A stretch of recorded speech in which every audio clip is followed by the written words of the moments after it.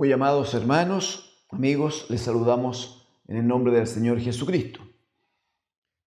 Quiero invitarles a que compartamos juntos. Compartir es hacerlo juntos, ¿no? Compartamos la lectura de la palabra del Señor. Salmos número 8.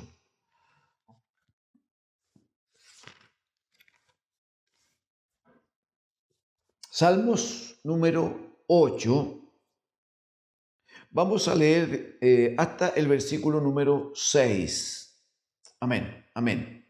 En el nombre del Señor. Dice: oh Jehová, Señor nuestro, cuán glorioso es tu nombre en toda la tierra. Has puesto tu gloria sobre los cielos. De la boca de los niños y de los que maman, fundaste la fortaleza a causa de tus enemigos, para hacer callar al enemigo y al vengativo. Cuando veo tus cielos, obra de tus dedos, la luna y las estrellas que tú formaste, digo, ¿qué es el hombre para que tengas de él memoria? ¿Y el Hijo del Hombre para que lo visites? Le has hecho poco menor que los ángeles, y lo coronaste de gloria y de honra. Le hiciste señorear sobre las obras de tus manos, todo lo pusiste debajo de sus pies. Amén. Amén al Señor. Este salmo, amigos y hermanos, es claramente una declaración, una manifestación muy hermosa del conocimiento que uno puede alcanzar respecto de Dios. Qué bueno es poder observar, por ejemplo, cuando comienza en el salmo, pido perdón, cuando dice, por ejemplo, oh Jehová, Señor nuestro. Ese Señor nuestro, usted entiende que es una declaración de reconocer autoridad, señorío. Y luego cuando dice, cuán glorioso, cuán lleno de gloria es tu nombre en toda la tierra. La Escritura habla acerca de cómo el nombre de Dios, especialmente en Cristo su Hijo, se transforma en una bandera de autoridad, de fuerza, de poder, ¿no? Dirá Filipenses capítulo 2, que ante el nombre de Jesús se dobla toda rodilla de los que están en los cielos, en la tierra y debajo de la tierra, dice, y toda lengua confiesa que Jesucristo es el Señor. Oh Jehová, Señor nuestro. Dice que todo eso es para gloria de Dios el Padre. Cuán glorioso entonces tu nombre en toda la tierra. Dice, has puesto tu gloria sobre los cielos. Esa declaración es tan hermosa, ¿no? Has puesto tu gloria sobre los cielos. Si uno examina, aunque sea muy brevemente, pero examina Hebreos en el capítulo número 1, uno va a observar que parte diciendo respecto de Dios, oh Jehová, Señor nuestro. Muy bien, Hebreos capítulo 1 va a decir Dios, habiendo hablado muchas veces y de muchas maneras en otro tiempo a los padres por los profetas. Verso 2, en estos postreros días nos ha hablado por el Hijo. ¿A quién? Al Hijo. A quien constituyó uno, heredero de todo, por quien asimismo hizo el universo. Y en el verso 3, el cual dice, siendo el resplandor de su gloria. Aleluya. Siendo el resplandor de su gloria y la imagen misma de su sustancia, Bueno, ¿y quién sustenta todas las cosas? Con la palabra de su poder. Lo que está diciendo que la gloria de Dios se manifiesta, se refleja en Cristo, el bendito Hijo de Dios. Cristo es la manifestación de la gloria de Dios, como es Él también la imagen misma de su sustancia. Evangelio de Juan, capítulo 1, va a decir allí el Espíritu, a Dios va a decir, a Dios nadie le vio jamás.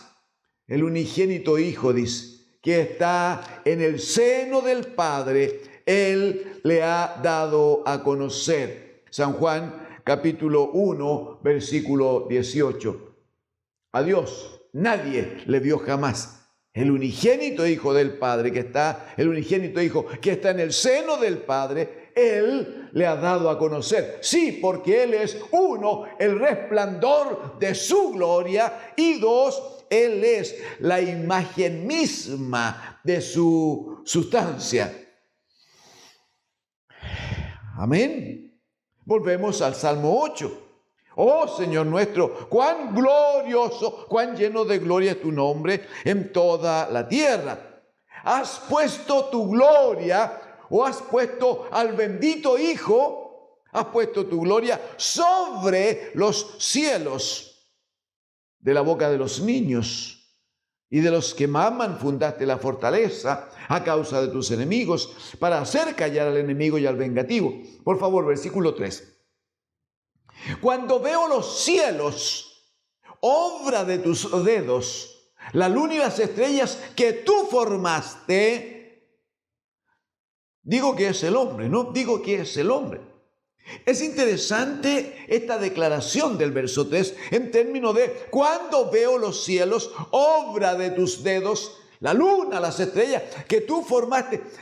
Eso respalda con tanta fuerza la declaración del apóstol Pablo cuando escribe a los romanos, y en el capítulo 1, hablando de cómo se manifiesta la ira de Dios contra aquellos que rechazan al bendito Señor, ¿no? Va a decir, porque en el verso 20, Romanos 1:20, va a decir, porque las cosas invisibles de Dios, las cosas invisibles de Él, o sea, su eterno poder y deidad, se hacen, dice, claramente visibles desde la creación del mundo,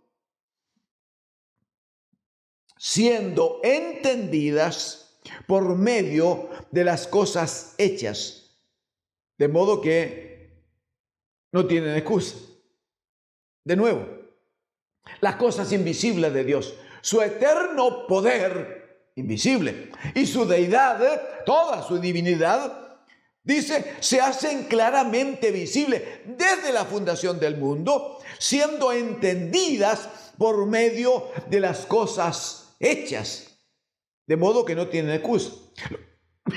Lo que está diciendo es como lo dice el salmista aquí, cuando veo los cielos, cuando veo esa majestad, cuando veo la luna, las estrellas que tú formaste, cuando alguien, podríamos hoy agregar, cuando veo las plantas, cuando veo las montañas, cuando veo ese movimiento incesante del mar que va y viene, pero que se sujeta a una palabra de instrucción, cuando vemos a un bebito, cuando vemos a los hijos, cuando vemos una débil flor, pero con tan hermosos colores, y en muchos casos con un exquisito perfume, cuando vemos las obras que el Señor ha hecho, la expresión no debiera ser también en nosotros otra, sino como dice el salmista, cuando veo esta creación, cuando veo la obra de tus manos, lo único que viene a mí es uno, que es el hombre, para que tengas de él memoria. ¿Qué es el hombre para que tengas de él memoria? Mire, Job, un hombre del cual ustedes seguramente conocen, saben que era un hombre muy correcto delante de Dios. Sin embargo, pasó unas pruebas terribles, difíciles, para afirmar su fe. Sin embargo, en medio del sufrimiento, Job en el capítulo número 7, ¿no? Va a decir, por ejemplo, en el versículo número 7, va a decir: acuérdate que mi vida es un soplo y que mis ojos no volverán a ver el bien. Acuérdate que mi vida es solo un soplo, así de rápido voy a pasar, así de débil soy. Luego va a decir en el versículo número 17, ¿qué es el hombre para que lo engrandezcas y para que pongas sobre él tu corazón? Hablando del amor con que Dios ha amado al hombre. Hablando de cómo Dios se ha dado para que el hombre tenga la posibilidad, la oportunidad de salvación y de vida eterna. Digo que es el hombre para que lo engrandezcas y para que pongas sobre él tu corazón. Dice en el verso 18, y lo visites todas las mañanas y todos los momentos lo pruebes. ¿Qué es el hombre? ¿Qué es el hombre? Solo un soplo, solo una pequeñez ante la majestad, ante la grandiosidad del Dios de los cielos. Cuando la Escritura habla del hombre, amigos, hermanos, siempre está hablando de nosotros, del género humano. Necesito establecer la diferencia porque es fácil confundirlo. La declaración del salmista es: ¿qué es el hombre para que tengas de memoria? E inmediatamente, y el Hijo del Hombre para que lo visites. Alguien se puede confundir y pensar que está hablando de lo mismo, del hombre y del Hijo del Hombre. No, pero la Escritura muestra que no es lo mismo. Cuando habla del hombre, si usted me acompaña a Mateo capítulo 8, versículo 20, luego de un varón que viene al Señor para decirle: te seguiré a donde quiera que vayas, Jesús le dijo en el verso 20, las zorras tienen guaridas y las aves del cielo nidos. Mas dice, el Hijo del Hombre no tiene dónde recostar su cabeza. Ese Hijo del Hombre está hablando de sí mismo. Mas dice, el Hijo del Hombre no tiene dónde recostar su cabeza. En el capítulo 9 de Mateo, mire por favor, versículo 6, después de que el Señor ha hecho un milagro sobre un enfermo. Versículo 6 dice, pues para que sepáis que el Hijo del Hombre tiene potestad en la tierra para perdonar pecados.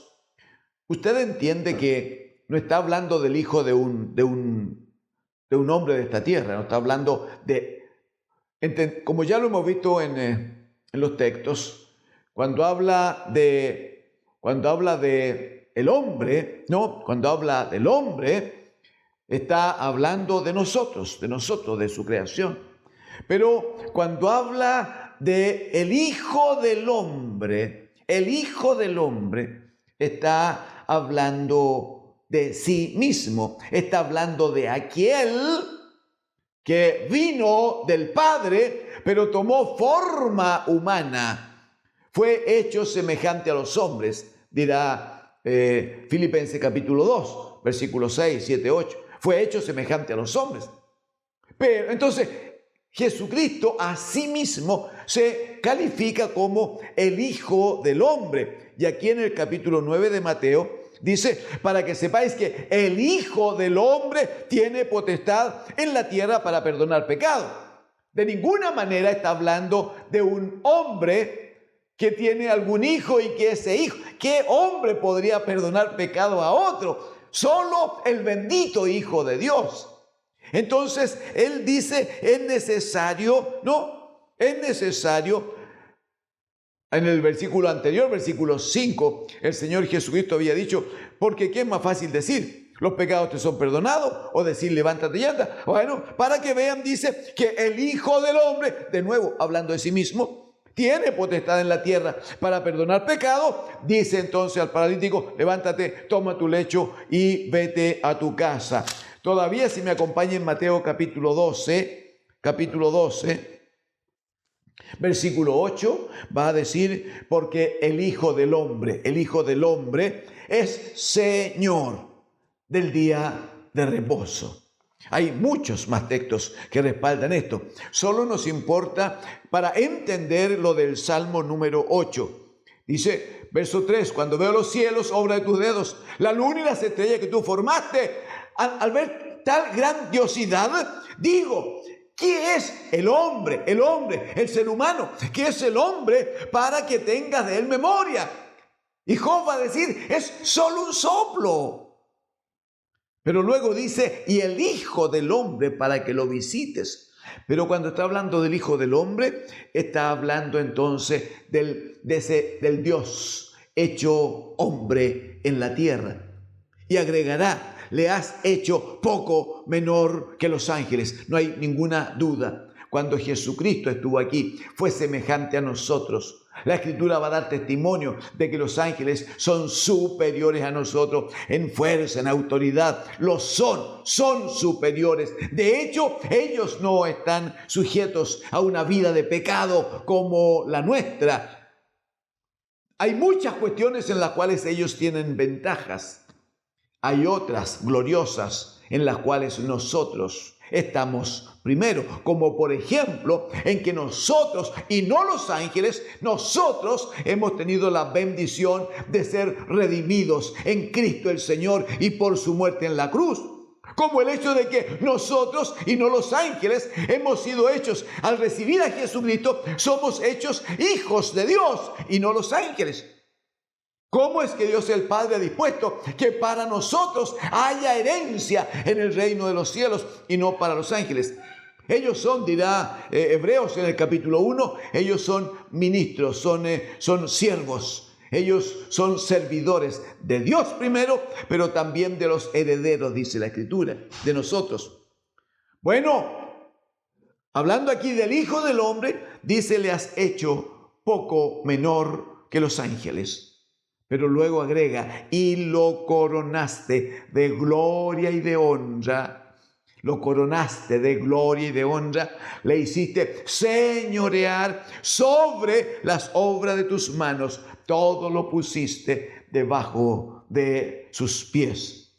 Claramente haciendo alusión al texto del Salmo 110, versículo 1, cuando dice, Jehová dijo a mi Señor, siéntate a mi diestra hasta que ponga a tus enemigos por estrado de tus pies. O como dirá Efesios en el capítulo 1, a partir del versículo 19, diciendo que la supereminente grandeza del poder de Dios operó en Cristo, dice, al levantarlo de entre los muertos y sentarlo a su diestra en los lugares celestiales, sobre todo, principado, autoridad, poder, señorío, sobre todo nombre que se nombra en este siglo y en el siglo venidero. Está diciendo que el bendito Hijo de Dios, de quien el mismo Señor Jesucristo decía ser el Hijo del Hombre, que fue hecho temporalmente, fue hecho poco menor que los ángeles. Sin embargo, el Padre, por su obediencia, por su entrega, por su sacrificio, el Padre recibe el sacrificio, el Padre recibe la ofrenda, el Padre se agrada de la disposición de servicio de su Hijo y manifiesta todo su poder, la supereminente grandeza de su poder y le levanta de entre los muertos y le sienta a su diestra sobre absolutamente todas las cosas para que Él gobierne, para que Él sea el Señor en el cielo, en la tierra y debajo de la tierra. Por tanto, cuando vemos las obras de Dios, cuando vemos los cielos que Él formó, la luna, las estrellas, cuando vemos también las montañas, el mar, las plantas, cuando vemos a los niños, cuando vemos la hermosura de las cosas en las cuales no hay posibilidad de participación humana. Un breve paréntesis, debo terminar. Hay cosas muy interesantes que han hecho o que hacen los científicos. Ellos crean estas enormes máquinas que llevan al hombre más allá de la atmósfera. Bueno, parten y se van y luego desaparecen de la vista y andan por allá dando vueltas, revisando. Sin embargo, la gran parte de todas esas construcciones del hombre, luego de algún tiempo, necesariamente vuelven y caen o al mar o al desierto y se transforman en chatarra, se transforman en desperdicio, que empiezan a contaminar lo que tenemos alrededor. Entonces vemos al otro lado y vemos un hermoso robot hecho en forma muy sofisticada, ¿no? Que camina, que hace cosas o que habla un poquito. Y claro, uno dice, mire, está interesante, pero ¿cuánta limitación hay en esa creación? Esa cosa que camina, esa cosa que puede emitir sonidos, incluso hablar meridianamente entendible, no puede manifestar ningún afecto, no puede dar calor, no puede, y de ninguna manera puede, la cosa más hermosa que Dios ha hecho, de ninguna manera puede procrear, puede dar vida, de ninguna manera puede, como dijo el Señor, en una manifestación de su bendición, no puede fructificar y multiplicarse. Qué hermoso cuando una flor, una simple flor, se va multiplicando allí en el campo o en el antejardín de la casa. Qué hermoso es cuando uno ve cómo las aves se van reproduciendo, porque Dios el Padre ha puesto su propia vida en todas las cosas que Él creó. Amigos y hermanos, ¿qué es el hombre para que Dios se acuerde de nosotros? Sin embargo, dirá la Escritura en Juan 3:16, de tal manera amó Dios al mundo, a nosotros, que nos dio a su Hijo unigénito, para que todo aquel que en Él cree no se pierda, sino tenga vida eterna. No desprecie la oportunidad. El amor de Dios todavía le está esperando. Que Dios, el Señor, les bendiga.